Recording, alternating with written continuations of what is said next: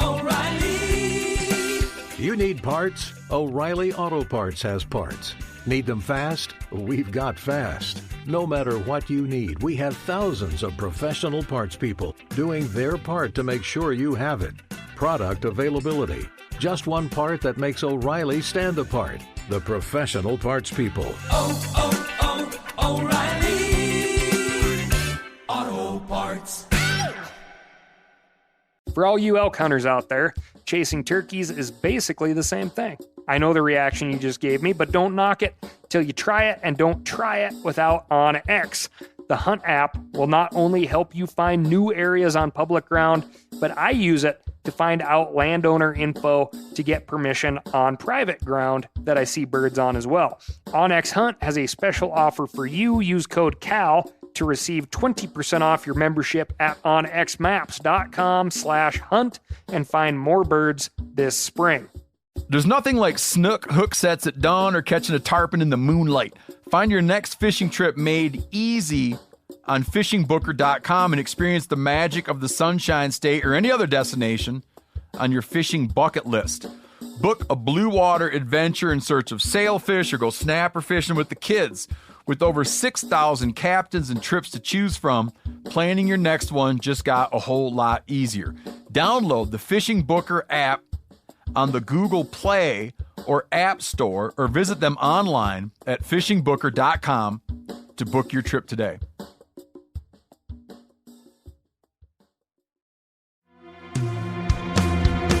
From MeatEater's World News Headquarters in Bozeman, Montana, this is Cal's Weekend Review presented by Steel.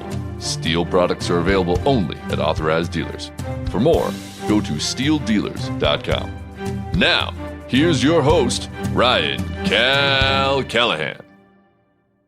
It looks like we have a new weapon in the struggle against America's favorite invasive species, Sus grapha, aka the feral pig.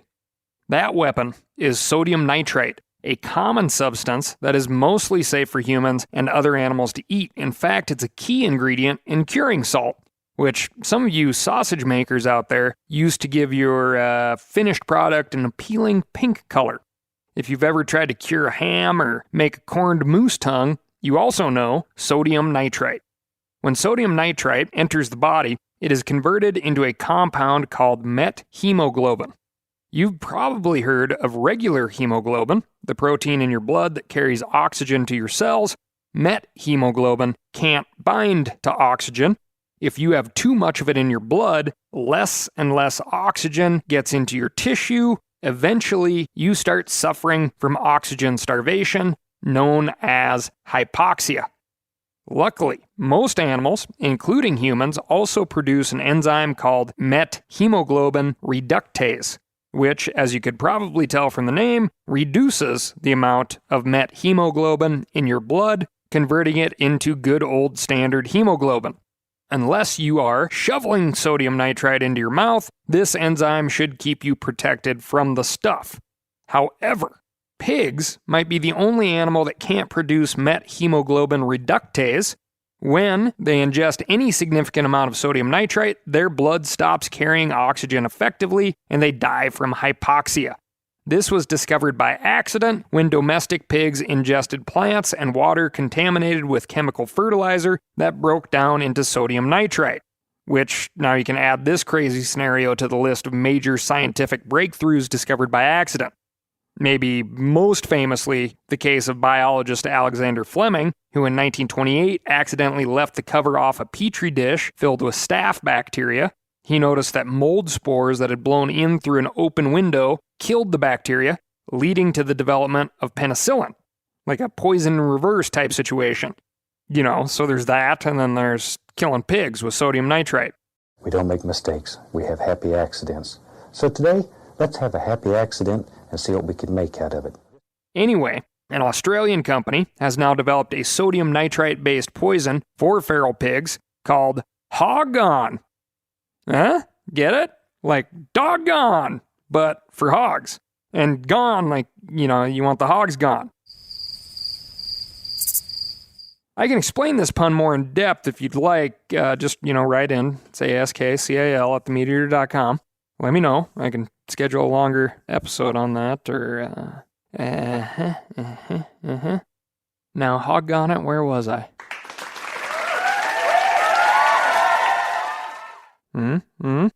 Sodium nitrite is cheap and easy to come by, but as it turns out, pigs hate the taste of salt, so the company developed a special micro-encapsulation coating and managed to make the stuff taste like peanut butter. In trials, pigs ate limited amounts of hoggone, wandered off to sleep, and then headed to the great wallow in the sky with much less suffering than other poisons. How they determine the suffering, I can only assume, is visual. Trials at certain sites in Australia have shown that 100% kill rates are not uncommon. Just as importantly, it seems that hoggone is harmless to other animals because those animals have plenty of the methemoglobin reductase enzyme that the pigs lack. We've talked before on the show about secondary toxicity affecting all kinds of animals when poisons persist in the landscape, especially for scavengers. If you poison a carcass with the intent to kill a scavenger, you also kill whatever else wanders by. Poison is indiscriminate, which has been a problem for earlier kinds of pig poison, as well as just like the history of poison. Another fun fact for hoggone is it's apparently completely safe for people to eat pigs killed by hoggone. Imagine, you cured meat lovers could harvest and pre-brine your swine, which, if anyone is listening at hoggone, that is my slogan, and you had better come to me before using it. Touch me, I'll sue. Sue me for what? The current peanut butter flavor could work well with a Thai-style smoked pork. I'd watch out for future hoggone offerings and like a Kansas City sweet mix, possibly a Carolina mustard. In all seriousness, this salty peanut butter seems headed for regulatory approval. In the next few years, this could become a major factor in the fight against invasive pigs. The question will remain, are people going to use it? Whole industries and recreation-labeled weekends that involve fuel, ammunition, and restaurant purchases are based around feral hogs, after all. Now, I don't want this segment to come across as an ad for this stuff. Although trials have shown no impact on other animals, I of course worry about impacts on other animals. Eventually, we may find out that maybe not quail or grouse don't have methemoglobin reductase, but maybe like the bugs that they eat and depend on at the early stages of their life are affected by the droppings of this peanut butter salt compound. And then, we're going to find out way too late. History's full of this stuff. It's possible. The other thing that we're going to have to confront is, if this stuff is as good as advertised and feral pig numbers drop dramatically, are we hunters going to really like having less pigs around, while also bragging about how important us hunters are in the, quote, war on feral pigs? The U.S. has nearly 9 million feral pigs, who do an estimated $2 billion worth of damage, that's a very conservative estimate, by the way, every year. And those pigs create havoc for all other kinds of species. However, as bad as that is, it pales in comparison with Australia's problems. They are dealing with an estimated 24 million feral pigs. This week, we've got alligator, antacid, Neolithic gnaw marks, the crime desk, and so much more. But first, I'm going to tell you about my week. And my week, as well as this podcast, as you know, is sponsored by Steel Power Equipment. Old Snort and I finally got back to doing some training. I'm not going to lie, the dog is very spoiled, but she works really hard. Until, of course, she got bit by that damn rattlesnake. So the combination of being very spoiled, minus the hard work, was making me very nervous. Youth waterfowl season is coming up fast, and Snort will be ready. The ear may be permanently bald, so I'm actively coming up with some workarounds for late season temperatures, wind chill and such. We'll get there, I promise. That reminds me, season 10 of Meat Eater, coming out hot on Netflix. Available by the time you hear this. Get fired up for fall and temper yourself for late season by checking out season 10 of Meat Eater, only on Netflix. What else is going on? I'm gearing up for a moose hunt. Not mine, but a friend of mine, the old pot-bellied stallion. We're hoping for the cool weather to come in and the moose rut to come on strong.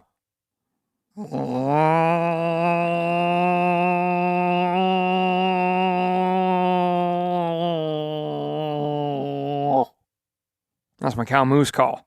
Oh, no. No. No. No, no, no, no, no, no, no, no, no, no, no, no.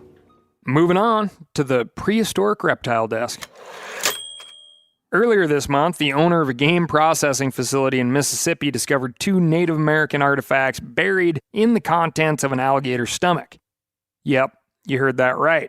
The 750-pound, 13-foot reptile had gobbled up what looked like an arrowhead and a hand-carved, tear-shaped stone. Shane Smith, owner of Red Antler Processing, told me that he decided to start digging through alligator stomachs after hearing about someone finding dog tags in a gator's stomach in South Carolina. He's cut into 4 or 5 big alligators so far, and he's found everything from fishing lures to an unfired .45 caliber bullet. In this alligator, Smith found the usual bones, hair, feathers, and stones, but he also noticed a rock that didn't look like the others. It turned out to be the point of an atlatl dart, an ancient weapon that uses a piece of wood to launch a pointed spear. If you haven't seen this, the YouTube world's full of them.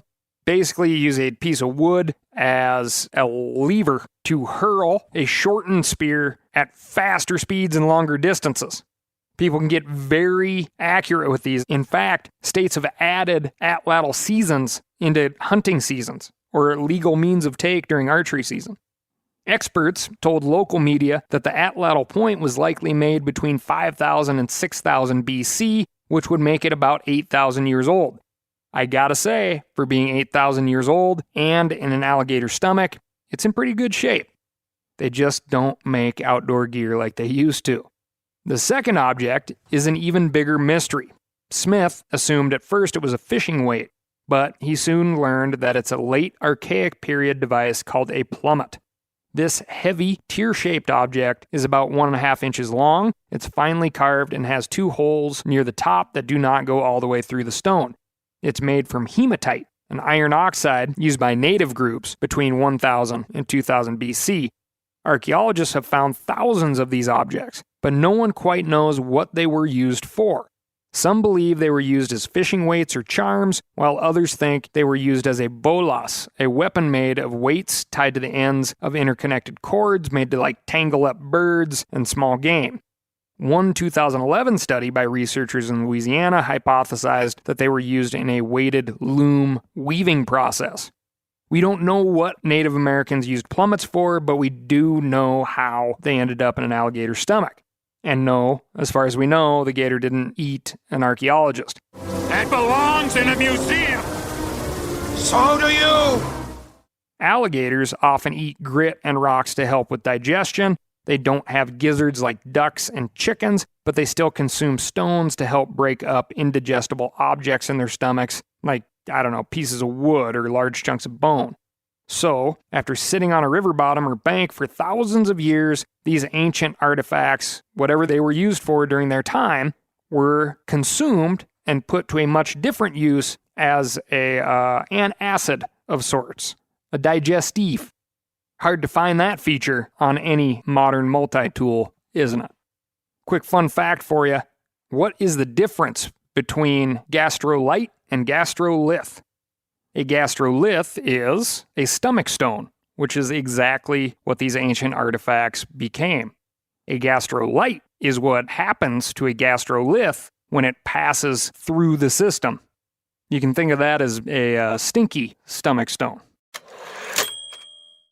O'Reilly Auto Parts are in the business of keeping your car on the road. O'Reilly Auto Parts offer friendly, helpful service and the parts knowledge you need for all your maintenance and repairs. I don't know if you stopped in at an O'Reilly lately, but I use one because we have one right not too far from my house. People there are super helpful. I don't care if I'm getting boat batteries, car parts, whatever. Love those guys. They got thousands of parts and accessories in stock, either in-store or online, so you don't have to worry if you're in a jam. The team at O'Reilly Auto Parts can test your battery for free, in or out of your car. If it needs to be replaced, they'll help you find just the right battery for your vehicle. If you need your windshield wipers replaced, a brake light fixed, quick service, they'll help you find the right part or point you to the nearest local repair shop for help. Whether you are a car aficionado or an auto novice, you will find the employees at O'Reilly Auto Parts to be knowledgeable, helpful, and best of all, friendly. The professional parts people at O'Reilly Auto Parts are your one-stop shop for all things do-it-yourself auto. You can find what you need in-store or online. Stop by O'Reilly Auto Parts today or visit us at O'ReillyAuto.com/meat-eater. That's O'ReillyAuto.com/meat-eater. For all you elk hunters out there, chasing turkeys is basically the same thing.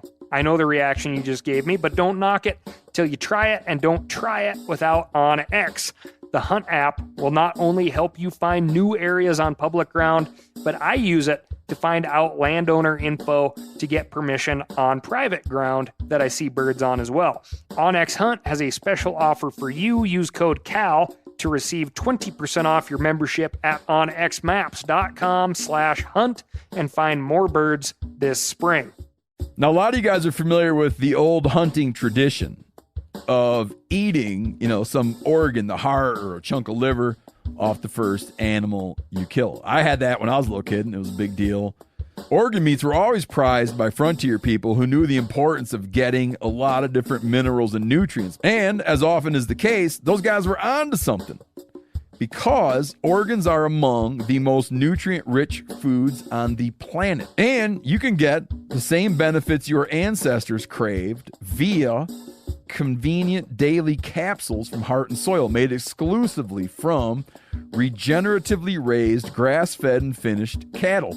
Heart and Soil's unique freeze-drying process means all those important nutrients are trapped in, ensuring you experience every one of the benefits of nature's superfood in a clean, convenient, taste-free capsule.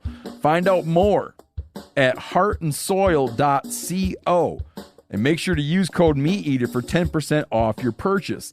That's heartandsoil.co. Use the code MeatEater. Next up, lab-raised meat. We've covered this topic several times before, so I won't bore you with a long introduction. If you'd like to hear my thoughts on this debate, check out episode 84. It's enough to say that I'm not a fan. Currently, we have a lot of people on this planet who do not know where food comes from. I mean, it's one banana, Michael. What could it cost? $10? If you look out my window here in Bozeman, you can see the once prime farm ground of the Gallatin Valley being chewed up by the houses and Kentucky bluegrass that surround them. All of these residents are consuming foodstuffs, but where does that foodstuff come from once you put a house on top of where it grows? Can't come from here anymore. If we start growing meat in a lab, it is conceivable to me that we might stop caring about the land that meat is supposed to come from and trying to protect that land in its entirety. That does not sit well with me. The latest update in this controversy began when the U.S. Department of Agriculture announced it would begin accepting comments related to how lab-grown meat products are labeled. As you might expect, the lab-grown meat folks would like the USDA to allow them to slap a big red meat sticker on all their products, much like the almond milk companies lobbied to be allowed to call their products milk. Last year, representatives of the lab-grown meat industry asked the USDA to impose labeling rules based on, quote, the finished product rather than the process by which the food was made. In other words, since good quality lab-grown meat is, technically speaking, meat, these companies want to be free to call it that. Supporters have also suggested calling lab-grown products, quote, clean meat, to emphasize their low environmental impact. Cattle ranchers have been less than enthused about that kind of language. It implies that natural meat is, quote, dirty, and they've offered a few alternatives. The National Cattlemen's Beef Association suggested, quote, in vitro meat, synthetic meat, meat byproduct, and simply fake meat as fair labels for lab-grown alternatives. It's safe to say that there's some middle ground here that's yet to be reached. I'm sympathetic with the ranchers, but I have to admit that their argument is a little weak. Unlike almond milk, which is water, lab-grown meat is a heck of a lot closer to the real thing. It's usually grown from fetal bovine serum that's extracted when pregnant cows are slaughtered. The cellular structure of lab-grown meat is biologically the same as the meat tissue that comes from the animal. I guess this argument depends on whether you think that meat can be reduced to the sum of its parts. Is the steak grown in a lab the same thing as the steak that used to be part of a living, breathing animal? Just as importantly, is the experience of eating that steak the same? Does removing the sacrifice of a living creature from our meat consumption change us as humans? For some, probably not. You don't give a crap where it came from. I know we're wading into deep waters here, and I'm sorry to say that I don't have good answers to these questions, but they're questions we should start thinking about. Lab-grown meat hasn't reached American shores just yet, but it's right around the corner. Whether we want to or not, we're going to have to decide whether to incorporate lab-grown meat into our diet and what we want to call it. As for me, if you're proud of something, call it what it is. In vitro pregnant cow serum meat. Arby's, we have the in vitro pregnant cow serum meat. If you would like to weigh in on this new USDA rule, search for FSIS-2020-0036 on regulations.gov. Scientists with Spain's Museum of Natural History published a study this month showing that Neanderthals were far more sophisticated bird hunters than we previously thought. The researchers in this study went as far as recreating the ancient hunt just to prove it could be done. That is a job you want, kids, Neanderthal impersonator. Up until now, people believed that Neanderthals came by their protein without much finesse. Anthropologists call it confrontational hunting, which means close quarters assault of animals like mammoths, mountain sheep, woolly rhinos with a wooden spear and rocks and just pure old brawn and muscle and bone. In one study of Neanderthal skeletal remains, a widespread pattern of resulting head and neck injuries, most closely matched by modern rodeo riders, came to light. You might stop and think about that the next time you get to obsessing about sectional density and minutes of angle for your long-range shooting, and maybe you want to show off your trigger finger callus and blister and that sunburn you got out at the range. Anyway, the paleoornithologist, that is ancient bird specialist working on the study, noticed a near-perfect overlap in the ancient geographical distribution of Neanderthals and a particular kind of crow known as a chough that is still common today. The chough, spelled C-H-O-U-G-H, is one of those animals named for the sound it makes, like the chickadee, the bobwhite quail, or a kind of Tasmanian spotted owl known as the moorpork. That last one is also the common name for those too fond of the buffet table. Give me all the bacon and eggs you have. Archaeologists have demonstrated that choughs and Neanderthals were at certain sites at the same time, and several chough bones have been found with bite marks and other evidence of early human feeding. So, the scientists decided to demonstrate that catching the choughs was, as those old Geico ads put it, so easy even a caveman could do it. Choughs often nest in shallow pockets along cave walls, and the scientists were able to walk up quietly and catch them in butterfly nets, or even with their bare hands. The choughs showed, quote, high site tenacity, meaning that members of the species continued to come back and roost in the same places, despite other choughs getting caught there over and over. When the scientists shone flashlights at the birds, they tried to get away from the light by pushing closer to the rock, which made them even easier to catch. The scientists speculated that the same effect could have been achieved by Neanderthals using fire. And we know, for instance, that hunters all over the southern U.S. used fire to spotlight possums, raccoons, and other small game before electricity came along. So you don't need hundreds of thousands of lumens and a fancy metal tube to dazzle prey. Although we'll never know for sure, the study makes it seem that pre-planned hunting at night using light as a technology was, possible for Neanderthals. Remember, just 20 years ago, we didn't think that Neanderthals could speak, use fire, or make art, and now we're almost positive they could do all three and more. I won't be entirely surprised if in the next several years we learn that they invented a rock-based version of, Candy Crush, then slowly went extinct when they spent more time breaking Neolithic bonbons or whatever than gathering food and out-competing the Homo sapiens. Fire spam! Carpal tunnel! He's got it bad! Quick, we need men gang! Moving on to the crime desk. San Francisco Animal Control is searching for a woman who was caught serving a, quote, platter of meat to wild coyotes on Bernal Hill. Although everyone knows that conditioning wild animals to be fed has consequences, like people being bitten and the animals themselves eventually being put down, as in killed, local San Francisco sources say that the real reason for the offense is that the meat offered to the coyotes was not locally sourced organic. Congratulations, San Francisco! You've ruined pizza. First the Hawaiians, and now you. If you want to donate your time and resources, there is an increasingly long list of critters that need help. Coyotes are not one of them. They'll be here a long time after we're gone. Next up, a story that is as rich as the sea with salty and crabby puns. Canadians continue to set a high bar with wildlife crime sentencing. According to the CBC, since 2008, there have been 15 different Fisheries and Oceans Canada files opened on Scott Steer. Steer has faced serious judicial penalties, including jail time, a 22-year ban from fishing in Canadian or U.S. waters, and significant fines, yet he's been able to sidestep them all. After yet another serious fisheries violation, which resulted in the high-speed boarding of his vessel outside Vancouver, BC, authorities seized and released 300 illegally fished and caught crab. Steer, it seems, was finally in the pinchers of the law. Steer and Company, which includes his mother and partner, are habitual offenders.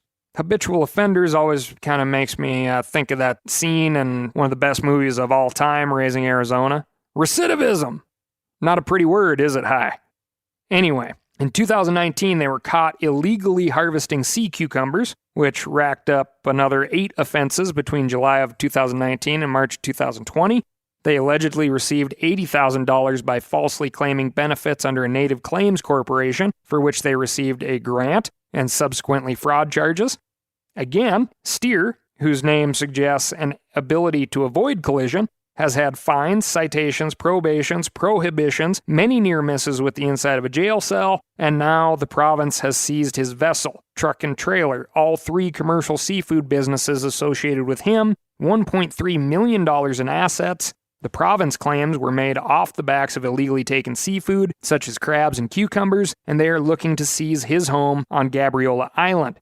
It looks as if the tides are changing for Mr. Steer. And lastly, a group of poachers in Missouri were reported by a concerned citizen.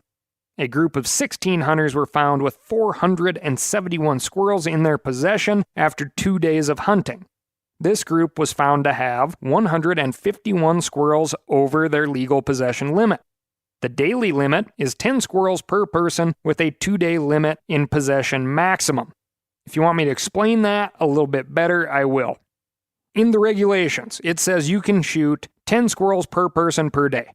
However, if you are not actively consuming those squirrels, even though you could, in theory, shoot 10 squirrels legally, you would be illegally harvesting squirrels if your total possession limit exceeds 20 squirrels.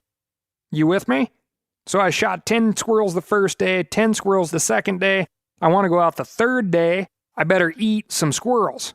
And whatever squirrels I eat, I can then try to replace on that third day of hunting. So if I have 10 candy bars and you... Never mind. The Missouri Department of Conservation would like to remind everyone that squirrels are a game animal, and that makes them just as important as any other game animal. Taking any game species over the limit removes the possibility of a legal hunter's opportunity at having a hunt, that being a successful one or not.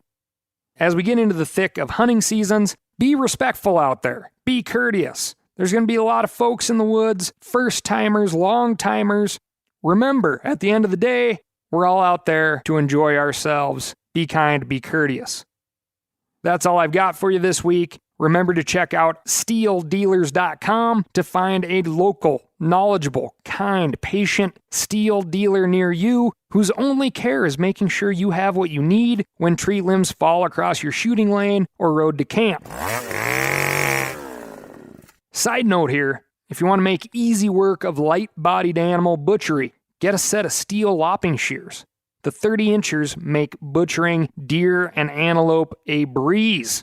Get the pruning shears for squirrels, rabbits, and upland birds. Even fish collars. You'll thank me later. And last but not least, write in to ASKCAL. That's askcal@themeateater.com. and let me know what's going on in your neck of the woods. You may not always hear it here on the show, but I read them all, and I appreciate you. Thanks again, and I'll talk to you next week.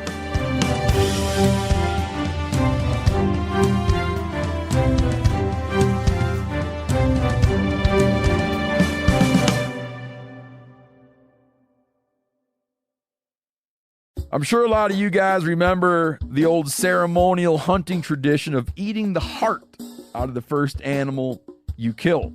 Meat from those organs are among the most nutrient-rich foods on the planet.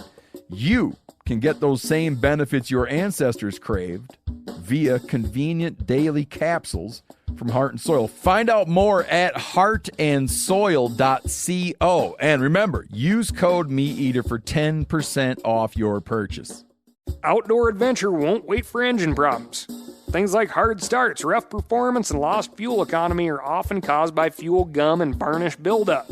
Seafoam can help your engine run better and last longer. Simply pour a can in your gas tank. Hunters and anglers rely on Seafoam to keep their engines running the way it should the entire season. Pick up a can of Seafoam today at your local auto parts store or visit seafoamworks.com to learn more. That's seafoamworks.com to learn more.